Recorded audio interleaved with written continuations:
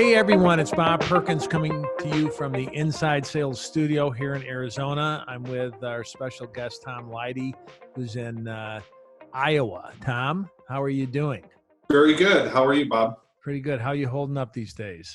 Well, I think I'm in the same boat everyone else is, trying to be optimistic, trying to make sure our clients are taken care of, our employees are taken care of, and just trying to mitigate a lot of risks right now.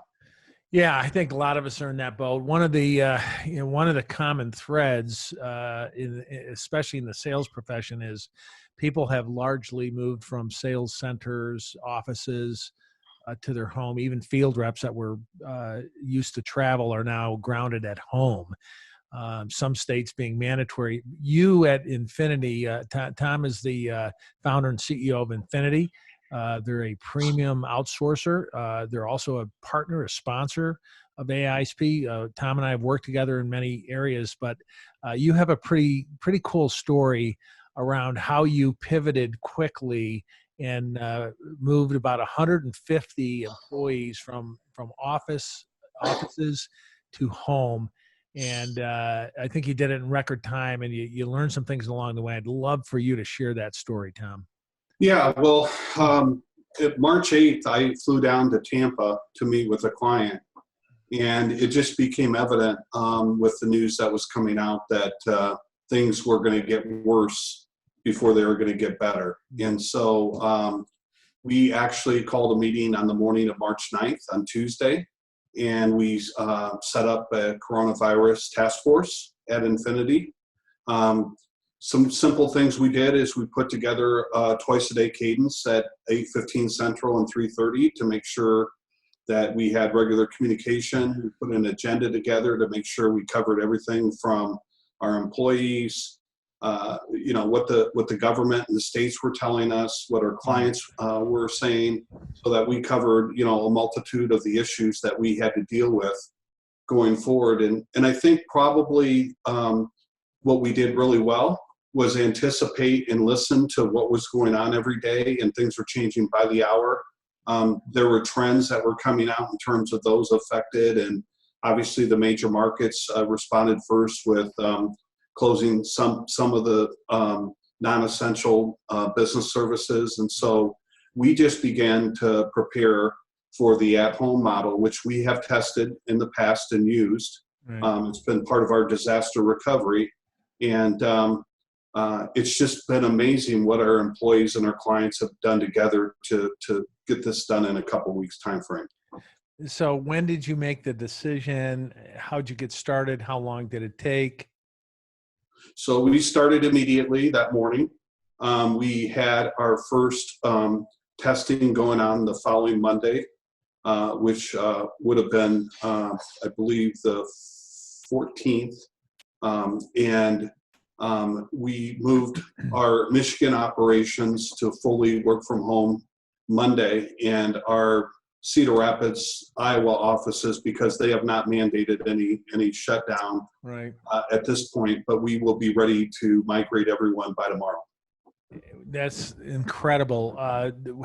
Tell us about the technology piece. Did they, in the offices, were they on laptops? Were they on bigger desktops, monitors, phone systems? Most of them are on desktops. And the challenge that we have is that our clients require a very high level of security. Yeah. As a matter of fact, a couple of our clients required secure space within our space. Wow. And so the biggest challenge we faced in the first few days was, how do we provide a secure environment in a work from home model?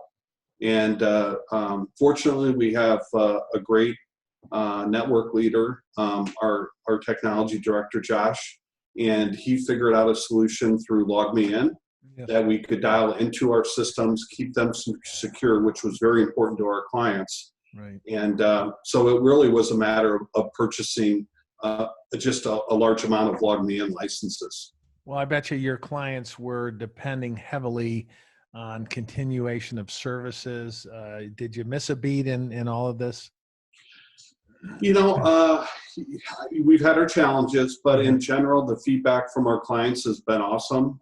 We've heard things like, you guys are ahead of the game. We work with much larger models and they just don't have a game plan at this time. We're completely shut down. As you know, if you have one incident in the office of someone testing positive, it can shut the entire operations down, which has happened to some of their other partners that they use. So relative to us being up and running and keeping continuity, I would say that our team's done a great job. That's a testament to you and Infinity, your leadership. Talk to us a little bit about two sides of this equation. One is the leadership side that now has to manage remotely, and maybe they weren't used to doing that in the past. And the other side is, how are the individuals that now are at their home and they may have distractions at home? How are they getting along? You know, for the most part, very well. I mean, we had roughly 10 to 15% of our workforce that just for a variety of reasons opted out. Most of our employees are very grateful that they have this solution and then they can continue to work. As you know, there are many out there right now that are unemployed and not able to generate income. That's why a lot of the relief packages are coming. But I think for the most part, people want to work and they want to feel like they're contributing. And so I think there's a lot of gratitude out there with how things have been handled. So any places where employees that aren't used to working from home are struggling or feel like they're out on an island or they don't have the right setup at home? Yeah, well, I mean, for an at-home model to do this quickly, we had to rely on each individual employee's Wi-Fi connections, Sure. Their computer and technology capabilities. We have bought several computers for those who don't have that aspect. Yes. So that's still being implemented because computers are on backlog, just given our supply chain right now. Yeah. So, but I think, you know, the other challenge is people like going to work. They like the social aspects of being around people. So yes. I've heard that quite a bit, that yes. they're going a little stir crazy. And then when you throw potential families and kids and childcare into the mix, it definitely can be a challenge. But for the most part, again, it appears that our employees are very much in gratitude just to be able to work and contribute and support our clients. And Tom, for those leaders listening to this and maybe they haven't implemented something like this, but might be doing so in the near future, do you have any lessons learned, any best practices, a little bit of a guide to help them? Well, I mean, first of all, I think you have to educate yourself, because to be able to plan in advance and be able to anticipate and forecast what might happen, you know, there's a lot of really relevant information right now, especially in the daily press conferences that President Trump and his team are putting on every day. And so just knowing what's going on at the national level, and then certainly at the state level, because we have operations in Michigan and Iowa, you know, we had to really have a good, strong feeling and understanding of what both the state of Michigan and the state of Iowa, where they were at in terms of essential versus not essential work. So that would be number one. And number two, I think it's decisive leadership. You know, we're in a crisis, and the general best practice in a crisis is to get as much information as you can and then be decisive and make sure your team is behind you. And you have to march up the hill, you have to march up the hill. And that's, fortunately, we're filled with great leaders at Infinity that want to be led, but also want to lead others. And I think we've come together very well. Tom, as we wrap up here, any one more question for you.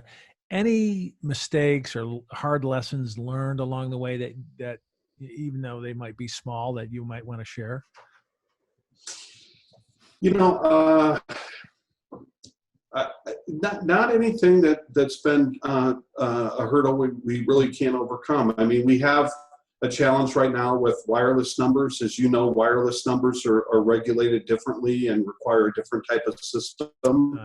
So that's the last piece of our business that we have we haven't got that up and running, so we're able to call landlines. So we need to get that fixed. And what I've emphasized to my team is we don't take any shortcuts on compliance. Good. You know, calling wireless numbers is a serious issue, and it needs to be done right. So that's been a little bit of a challenge. So one of the unintended consequences is that we reconnected with a client that's in the medical field, and their primary product is really a billing service for the medical industry, but they have a telemedicine product, and they are going crazy right now. So we've actually been able to set up a team, both an inbound and outbound team, to help them. They're getting lots of activity, as you can imagine. They're being endorsed by some of the state American medical associations, Right. and one large lab, actually. And so, you know, not only are we trying to convert our current clients, but we have two coronavirus type campaigns that we've implemented and gotten up and running in the same time period. Great. The one door closes, another one opens in a way for you. Well, look, that's great. I'm so glad you shared this story. If somebody is watching this and they want to talk to you more about it, what's the best way for them to contact you? My email is probably a good way, and that is Leidigh, as in T as in Tom, Leid, D as in David, IGH, at infinitydelivers.com. Okay, we'll put that up on the screen here and leave it up for a little bit so folks can write that down. They can probably connect with you in LinkedIn as well. Yeah, absolutely. And we're happy to help. That's part of, I think, what we're seeing across the country is people want to help others in need, and we're certainly more than willing to help. You may be watching this and also have a need that Tom's company could help you with, whether you end up being a client of theirs or not. Tom would be willing to help give you guidance if you find yourselves in need of any type of business sales outsourcing. Tom, once again, thanks a lot for all you do. We'll I'm going to put a plug in here for what we call the Road to the Summit. Now, many of you watching know that we have rescheduled our flagship leadership summit for August. We're hopeful that we're going to be past this pandemic, and we're going to see many of you. But between now and then, for the next 3 months, we have a Road to the Summit. Every Wednesday, we put on a very content-rich workshop, webinar roundtable. We're going to be talking about topics like working from home, how to manage, coach remotely. So please get out to your AAISP website and look for these events. Secondly, we've made our resource center, which was by membership only. You had to be a paying member to get access. We have opened it up to the entire world, really, so you can go out and get resources to help you do better as a salesperson or a leader. So get out to the AISP website, check out the resource center, sign up for one or more of these events, virtual events on the Road to the Summit. Yeah, and Bob, I noticed through one of your email communications, you have Arctic Mike on tomorrow. Yes. And I've seen him speak. He spoke at the summit in the past, and that's a great opportunity. I'm certainly going to invite my team to join that. I think it'll be a great uplift and motivating to hear his perspective on this. Yeah, sounds good. Tom, thanks again, and good luck with the rest of your transition, and stay safe, everyone. All right. Thank you, Bob. Appreciate it. Bye.